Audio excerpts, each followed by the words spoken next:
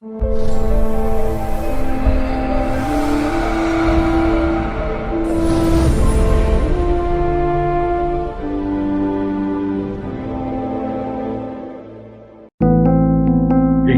on the subscribe button, especially the bell on the right side. Otherwise, you will miss the latest videos.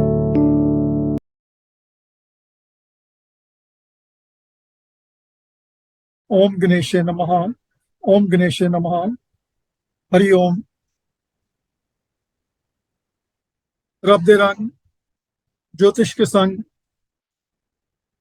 आपके हर सवाल का जवाब मेरे संग।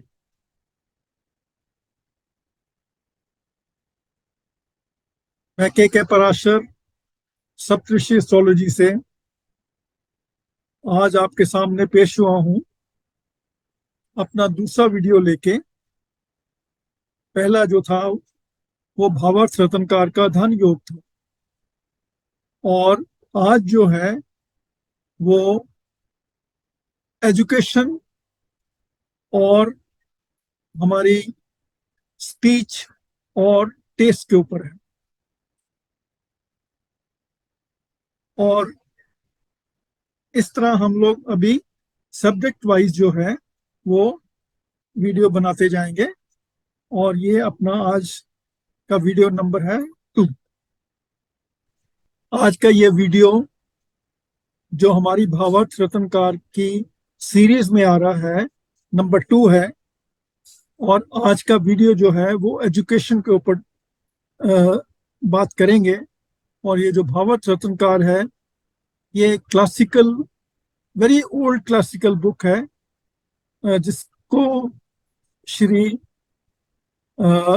आचार्य रामानुजाचार्य ने ये लिखा था। अभी नेक्स्ट स्लाइड। अभी देखिए क्या बोल रहे हैं कि वीनस जो है, वीनस बोले तो शुक्र, जो अगर चौथे भाव में हो तो आदमी को म्यूजिक की तरफ लेके जाता है। उसका क्लासिकल एग्जांपल है हमारे पुराने जो एक ग्रेट एक्टर थे राज कपूर, उनका वीनस यहाँ पे देखें, ये तुला राशि में शनि के साथ में है, लेकिन अपनी ही राशि में शनि भी उच्च की राशि में। तो हालांकि वो खुद म्यूजिक नहीं देते थे, लेकिन उनकी हर फिल्म में जो म्यूजिक आता था वो एकदम क्लासिकल म्यूजिक रहता था, एकदम हर गाना उनकी फिल्म का जोरदार रहता था। उसका कारण क्या है? उनको खुद को म्यूजिक की काफी समझ थी, जिसकी कारण है ये चौथे भाव में वीनस का होना। उसके बाद क्या बोलते हैं, अगर सूर्य या बुध और राहु 5वें भाव में हो तो आदमी learned in astrology. Learn in astrology मतलब उस आदमी को एस्ट्रोलॉजी अच्छी आती है। देखिए आज मैं यहाँ पे जो बातें करने जा रहा हूँ ये खाली भावार्थ रत्नकार से है, और भी जो क्लासिकल और भी जो दूसरे राइटर्स हैं जैसे महर्षि पराशर या जो भी गर्ग जो भी हैं, उनके व्यूज नहीं है यहाँ पे। ये खाली व्यूज हैं किनके? श्री रामानुजाचार्य, जिन्होंने भावार्थ रत्नकार लिखी और जिसके बारे में हम आज बात कर रहे हैं। ये प्लीज इस चीज को नोट करके रखिए। उसके बाद बोलता है एन एक्सपर्ट इन, और दूसरा क्या है साथ में, अगर सन या मरकरी या बुध राहु के साथ में 5वें भाव में हो तो आदमी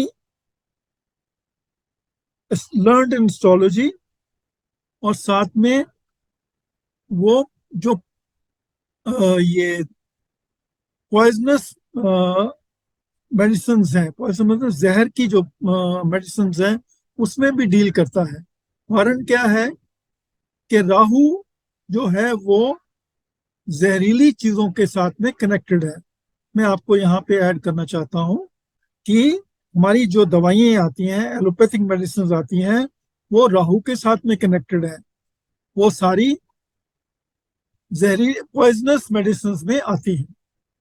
नंबर 4, सूर्य और बुध अगर दूसरे भाव में हो, फिर भी आदमी well versed in astrology, astrology में वो अच्छी नॉलेज रखता है। और अगर ये जो कॉम्बिनेशन है सूर्य और, अगर इसको शनि देखे तो आदमी एक मैथमेटिशियन, यानी कि उसको मैथमेटिक्स आता है। उसके बाद नंबर 5, सूर्य और मंगल अगर दूसरे भाव में हो तो वो आदमी लॉजिशियन बनता है। लॉजिशियन का मतलब होता है ये लॉजिक के साथ जो भी चीजें कनेक्टेड हैं। 6 सूर्य, बुध और शनि अगर पांचवें भाव में हो तो उसको फिलोसफिकल नॉलेज जो है काफी रहती है। उसके बाद बुध और सूर्य केंद्र, त्रिकोणा या 11वें भाव में हो तो मैथमेटिशियन है, वो भी आदमी मैथमेटिशियन है। मैं अपनी एग्जांपल देता हूँ। मेरा सूर्य और बुध जो है वो 7वें भाव में, 7वें केंद्र स्थान में पड़ा है। और मैंने ग्रेजुएशन जो थी वो मैथमेटिक्स के साथ की थी। और आज भी मैं ये जो है कैलकुलेशन के लिए सब मुंह जुबानी ही करता हूँ ज्यादातर। उसके बाद क्या बोलते हैं, शुक्र जो है दूसरे भाव में हो तो आदमी पोइट बनता है। उसके बाद राहु 5वें में हो, क्या बोलते हैं, expert in understanding the inner meanings of things, यानी कि इसका दूसरा नाम है डिप्लोमेट। जो आदमी डिप्लोमेटिक रहते हैं उनके 5वें भाव में राहु रहता है। देन 10वां, राहु चौथे भाव में हो तो वो आदमी को लंबी उम्र दे, सॉरी, अपनी उसकी माँ की उम्र जो है लंबी होती है। Next please, next. 11वां, फिर क्या बोलता है, अगर गुरु दूसरे भाव में हो वो आदमी एक्सपर्ट इन वेदास एंड वेदंगनास।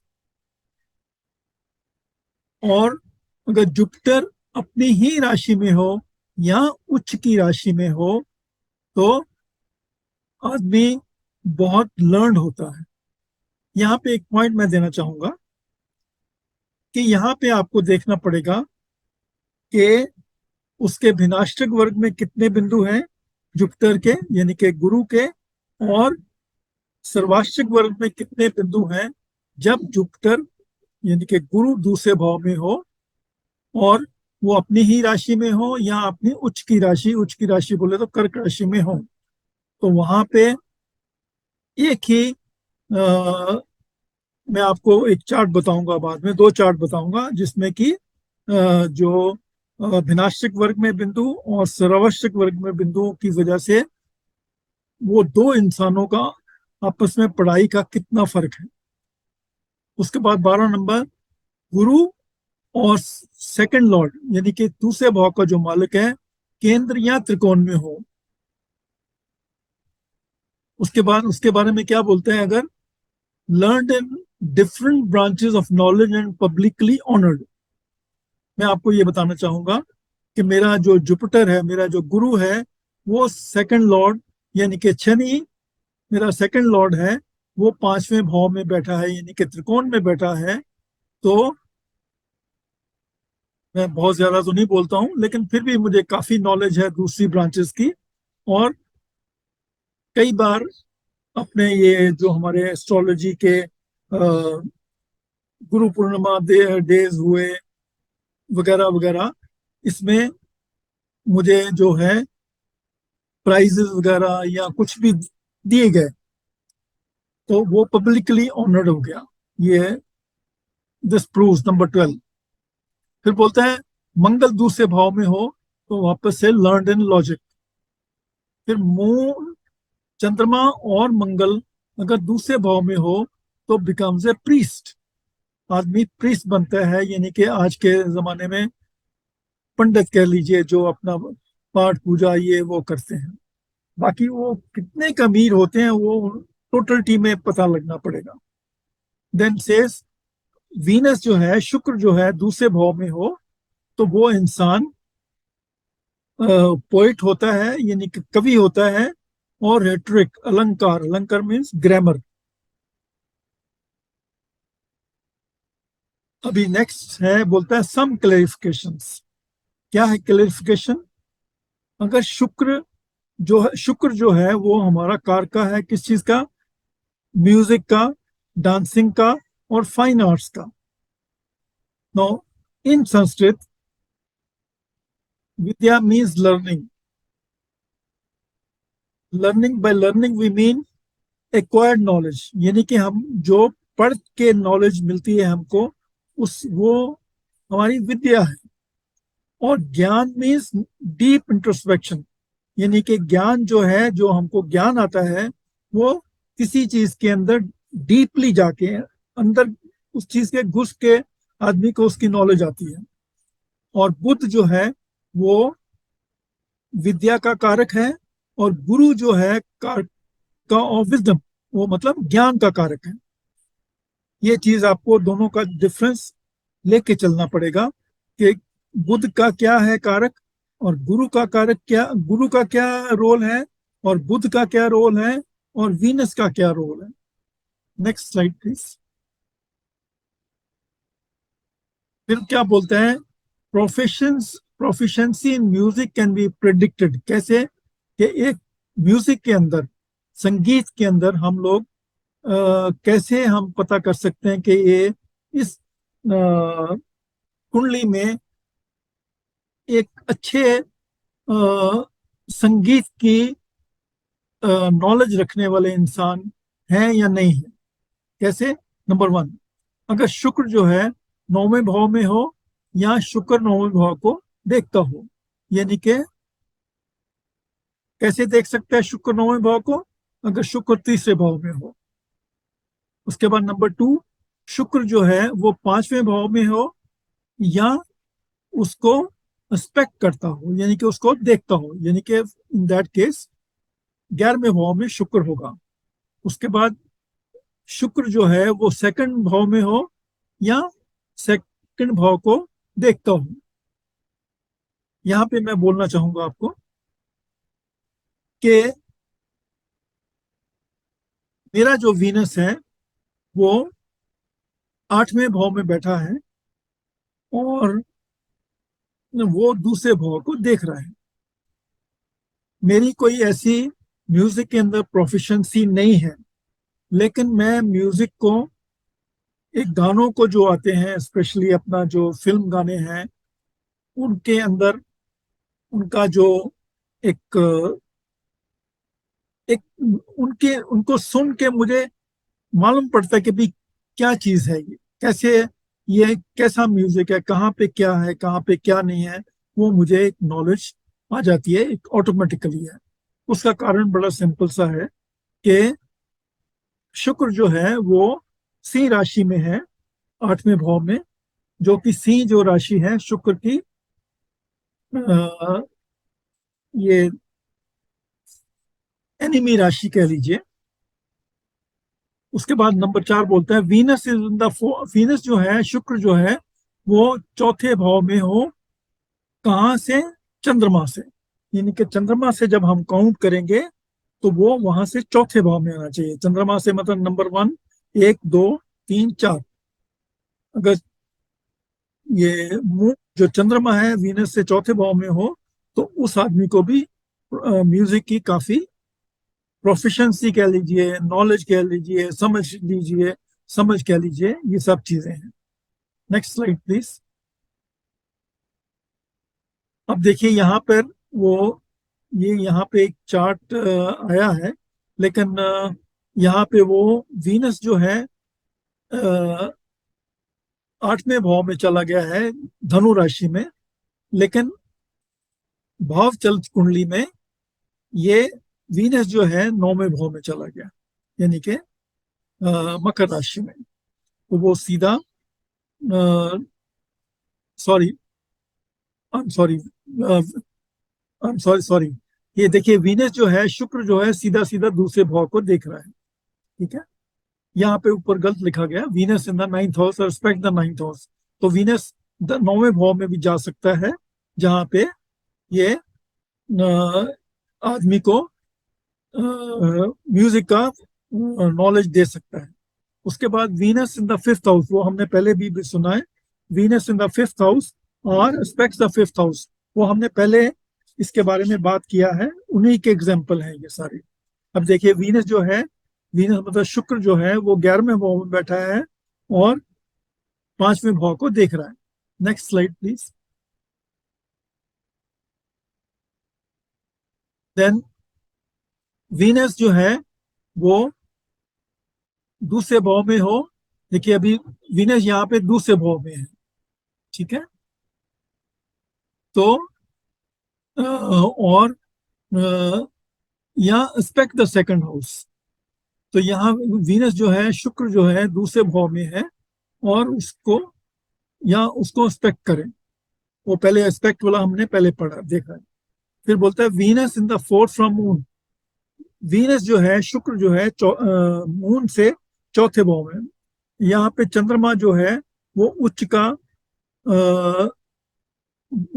चौथे भाव में है, और वीनस जो है वहां से 7वें भाव में है, चौथे मतलब वहां से चौथे में, 1 2 3 4। तो ये जो एग्जाम्पल हमने वो उधर इंडिकेशन दी थी कि इस तरह हो, तो आदमी को म्यूजिक की एक नॉलेज रहती है, प्रोफेशन से रहती है, वो सारे उसके एग्जाम्पल आपको यहाँ पे मिल रहे हैं। Next slide please. से दूसरे क्या है, फिर क्या बोलते हैं, मरकरी बुध जो है चौथे में हो, सूर्य 5वें में हो, और sun and Mercury in the second. यहाँ पे मरकरी देखिए, बुध जो है चौथे भाव में है, सन 5वें में नहीं है, सन चौथे में ही है, और यहाँ सन एंड मरकरी, वो हमने बात की थी अभी पहले, जो एग्जाम्पल दे रही थे, बताया था मैंने, तो उसमें बताया कि सूर्य और बुध जो है अगर दूसरे भाव में हो तो आदमी को एस्ट्रोलॉजी की तरफ लेके जाता है, या बिकम्स एस्ट्रोलॉजर, यानी कि ज्योतिष में। तो क्या बोलता है, शुक्र दूसरे भाव में हो तो आदमी एक कवि बनता है, और वो, या देखिए नीचे चार्ट जो है वो मीन राशि का है, मीन राशि में चंद्रमा है और दूसरे भाव में शुक्र है, बुध के साथ में और सूर्य के साथ में, और सूर्य जो है वो उच्च का है, यानी कि मेष राशि का। ये एक्चुअली कुंडली है अपना डॉक्टर रविंद्रनाथ टैगोर की, तो उनके बारे में मैं क्या कहूँ, ही इज ए मतलब हिंदुस्तान के क्या, वर्ल्ड के जाने माने एक कवि रह चुके हैं, और साथ में बंगाल में रविंद्र संगीत भी बहुत पॉपुलर है। रविंद्र संगीत बोले तो ये डॉक्टर, ये अपना रविंद्रनाथ टैगोर के बारे में। Next slide please. फिर क्या बोलते हैं, मंगल और राहु अगर दूसरे भाव को देखें तो वो हमने बात की थी लॉजिशियन। यहाँ पे अगर आप देखने जाएंगे तो मंगल जो है वो 11वें भाव में बैठ के 1 2 3 4 चंद्रमा को देख रहा है, और साथ में दूसरे भाव को देख रहा है, तो आदमी लॉजिशियन बनता है। लेकिन साथ में वहां पे शनि भी देख रहा है दूसरे भाव को। शनि का देखना है आदमी को विंडिक्टिव, विंडिक्टिव बोले तो एक बदला लेने वाले भाव इंसान की इंसान बनाता है। और बट एज जुपिटर, लेकिन जुपिटर जो है, गुरु जो है, वो 6ठे भाव में बैठ के भी उसको चंद्रमा को देख रहा है। तो ये जितना ईविल है, जितना ये गड़बड़ है कि आदमी को बदला विंडिक्टिव बनाता है, यानी कि बदला लेने की भाव बनाता है, तो ये जो गुरु का एस्पेक्ट है चंद्रमा के ऊपर, उसको उसने काफी डाउन कर देता है, मतलब उसको कंट्रोल कर देता है। फिर क्या बोलते हैं, अगर जुपिटर दूसरे भाव को देख रहा हो तो आदमी को ऑलराउंड नॉलेज रहती है लर्निंग की, क्योंकि हमारा लर्निंग का है वो जुपिटर जो है हमारा ज्ञान का कारक है। तो वो जब भी दूसरे भाव को देखता है तो वो इंसान को ऑलराउंड लर्निंग देता है। Next slide please. अभी ये हो गए अपना ये अपना एजुकेशन के बारे में। अभी आपकी उसकी दो कुंडलियां बाकी हैं, मैं आपको बताता हूँ वो बाद में। अभी उसके बाद में जो हमारा सब्जेक्ट है लिया है हमने on taste, flavours and speech. अभी यहाँ पे क्या है, दूसरे भाव से हमारी स्पीच भी जुड़ी है। स्पीच में मतलब स्वर, और हमारा टेस्ट भी वहीं से है दूसरे भाव से। अभी यहाँ पे क्या बोलता है इसके बारे में, वीनस इन द सेकंड, शुक्र जो है अगर दूसरे भाव में हो तो यहाँ पे लिखा है जो आदमी है वो पान खाने का उसको शौक रहेगा, और विल हैव लूज मॉरल्स, मतलब उसके जो इधर उधर औरतों के पीछे भागने का चक्कर भी रहेगा। फिर शनि दूसरे भाव में, जो इंसान आदमी जो है थोड़ा रूडली बात करेगा और प्रॉपर तरीके से नहीं, इनडिस्टिंक्टली, मतलब उसको उसके डिस्टिंक्ट मतलब पूरा करेक्टली नहीं बोलेगा। कहता इफ ज्वाइंड बाय जुपिटर और केतु, लेकिन अगर वही जो है उसको जुपिटर या केतु जुड़ा हो अगर दूसरे भाव के साथ में, तो बोला है वो ही बी ए क्लेवर स्पीकर, मतलब वो बात करने में बहुत क्लेवर रहेगा। फिर क्या बोलता है, सूर्य और मंगल दूसरे भाव में अगर हो तो आदमी की जो स्पीच है वो हार्श रहेगी बहुत, यानी कि तीखी रहेगी। अगर उसको चंद्रमा ज्वाइन करे वो आदमी बहुत टॉकटिव रहेगा। टॉकटिव क्यों रहेगा, क्योंकि हमारा दूसरा भाव जो है वो बात करने का जगह है, तो चंद्रमा वहां पे जाके उस आदमी को ज्यादा बातूं नहीं बनाएगा। फिर बुध जो है दूसरे भाव में, आदमी जो है बहुत क्लेवरली और स्किलफुली बात करेगा, यानी कि बहुत आदमी जो भी बात करेगा वो क्लेवरली करेगा और एकदम स्किलफुली करेगा, कि जो तरीके से बोलना है वो ही बोलेगा। और अगर राहु उसको ज्वाइन करे तो उसमें एक ह्यूमिलिटी भी आ जाएगी, यानी कि बुध का दूसरे भाव में होना और साथ में अगर राहु है तो वो आदमी को बात करने में बहुत क्लेवर होगा और स्किलफुल होगा, और साथ में हम्बल भी होगा अगर राहु ज्वाइन कर जाता है। अभी आप देखिए, हमने अभी बात किया था कि गुरु जो है यानी कि जुपिटर जो है अगर दूसरे भाव में हो और या दूसरे भाव को देख रहा हो तो ये ऑलराउंड लर्निंग देता है, यानी कि हर तरह की उसको वो इंसान उसको नॉलेज मिलती है, लर्निंग मिलती है। तो अभी ये कुंडली देखिए, ये एक लेडी की कुंडली है। अभी यहाँ पर देखेंगे अगर आप, तो गुरु जो है वो दूसरे भाव में है, और गुरु को बीएवी मतलब भिन्नाश्रिक वर्ग में 8 बिंदु मिले हैं। बाकी ये मतलब मैक्सिमम बिंदु उसको मिले हैं 8 में से 8, और सर्वाश्रिक वर्ग में उसको 28 मिले हैं। तो कहा जाता है कि कोई भी भाव को जब भी 28 बिंदु मिले सर्वाश्रिक वर्ग में, तो वो भाव जो है पनपता है, यानी कि प्रोग्रेस करता है। तभी आप देखिए ये लेडी की क्वालिफिकेशन आप पढ़ेंगे तो आप समझ जाएंगे कि भी ये गुरु ने क्या किया इधर। लेडी क्या है?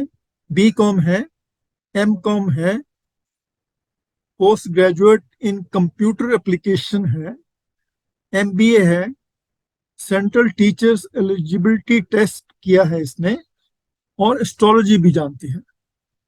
लेकिन वो एक हाउसवाइफ है। वो हाउसवाइफ क्यों है वो हम लोग इधर डिस्कस नहीं कर रहे, लेकिन सिर्फ हाउसवाइफ है, काम क्यों नहीं करती, इतनी इतनी एजुकेशन के बाद भी काम नहीं करती, वो अलग सब्जेक्ट है। लेकिन हमारा जो कहने का मतलब क्या है कि ये जुपिटर जो है, यानी कि गुरु जो है दूसरे भाव में उच्च का होके उसने इस लेडी को क्या क्वालिफिकेशन दे दी। अभी दूसरा चार्ट देखिए, next chart please, next chart please. हाँ, ये एक मेल का चार्ट है, और इसमें भी जो है अपना जुपिटर जो है दूसरे भाव में बैठा है, और साथ में दूसरा यहाँ भी मिथुन लग्न की कुंडली है। जुपिटर जो है वो दूसरे भाव में है उच्च का होके, और अ, लेकिन इस आदमी की ये जो है ये कॉलेज ड्रॉप आउट है। कहाँ पे अभी आपने देखा कि वो lady B com M com ये वो क्या क्या नहीं उसके पास, लेकिन ये आदमी सिर्फ कॉलेज ड्रॉप आउट है, यानी कि लेकिन उसको अपनी जो उसको बिजनेस में है ये आदमी, तो अपना जो उसको बिजनेस है उसको अच्छे से नॉलेज है इसकी। लेकिन यहाँ पे डिफरेंस कैसे आ गया? यहाँ पे जो जुपिटर को है वो भिनाशक वर्ग में सिर्फ 4 बिंदु मिले हैं, यानी कि उससे आधे हो गए। और इसके अलावा ये जो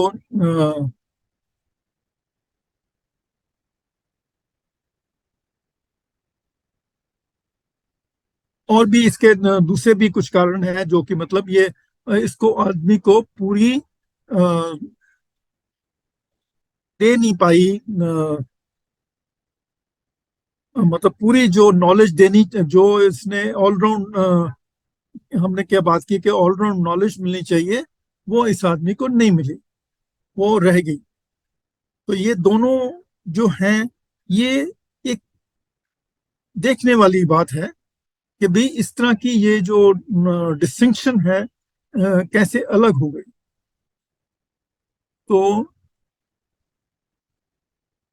ये दूसरी कुंडली है, जैसा कि वो बोलता है ऑलराउंड नॉलेज। एक को एक को एकेडमिकल नॉलेज पूरी मिल गई, और दूसरे को अपने धंधे पानी का जो इन एंड आउट मिल गया, वो भी उसका एक नॉलेज हो गया। तो ये डिस्टिंक्शन जो है वो आपको देखनी पड़ेगी। बस इतना ही है आज के लिए। ये हमारी एजुकेशन के बारे में मैं वापस से रिपीट करना चाहूंगा कि ये जो कुछ भी लिखा गया है श्री रामानुजाचार्य ने लिखा है, रामानुजाचार्य ने जिन्होंने कि भावत रत्नकार लिखा, वो सब चीजें शॉर्ट में बता रहे हैं, और हम वही नॉलेज वही यहाँ पे बता रहे हैं जो उन्होंने लिखा है। इसके अलावा जो बाकी के जो ऋषि हैं जिन्होंने एस्ट्रोलॉजी के बारे में लिखा है, वो उनके अपनी अलग राय है, लेकिन इनकी राय यही है। सो इसको आप देख के चलिए। बस, थैंक यू।